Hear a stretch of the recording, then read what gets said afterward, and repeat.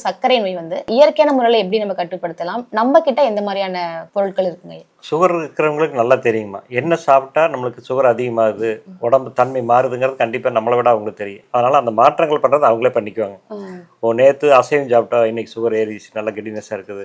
But தவிர்க்க வேண்டியது பால், தயிர், அசைவம், அஸ்க சக்கரை, டீ, காப்பி, கடை ஸ்நாக்ஸை தின்பண்டங்களை தவிர்க்கணும். இல்லை சுகருக்கு எடுத்துக்க வேண்டிய பொருள் பார்த்தீங்கன்னா ஜென்ரலாகவே நெல்லிக்காய், பூசணி ரெண்டையுமே சீவிட்டு நம்ம மிக்சியில் போட்டு அடித்து ஒரு ஜூஸ் எடுத்து அது கூட மஞ்சள் பொடி போட்டு கூட கலந்து குடிச்சிடலாம். பட் நாம அதுக்கு என்ன செய்யறோம் அப்படிங்கிற பார்த்தீங்கன்னா முதல் பேஸ்ட்லேருந்து மாற்றிடுறோம், பல்படிக்கு மாத்திடுறாங்க. ப்ரெஷரும் சுகரும் ஒன்று சேர்ந்த மாதிரி தான் வரும். அதனால நம்ம அதை நிறுத்திடுறோம். அதனால பல்படிக்கு மாத்திடுறோம். உள்ள குடிக்கிறதுக்கு வந்து மலர்பானம், மூலிகை டீ. மலர்பானம் வந்து சுகர், ப்ரெஷர் எல்லாத்தையுமே குறைக்குமா. 200 கிலோ இருக்கிறவங்களுக்கு அதே போதுங்க, வேற எதுவும் கொடுக்க வேண்டியதில்லை. பட் சுண்டை வைக்கிற சாப்பிட்ற முறை முக்கியம். மெதுவாக ஒரு ஸ்பூன் போட்டு 2 டம்ளர் தண்ணி 1 டம்ளர் சுண்டை வச்சு சிம்மில் வச்சு சுண்டை வச்சு வடிச்சிட்டு குடிச்சிக்கலாம். தேவைன்னா நாட்டு சக்கரை கொஞ்சம் போட்டுக்கலாம்.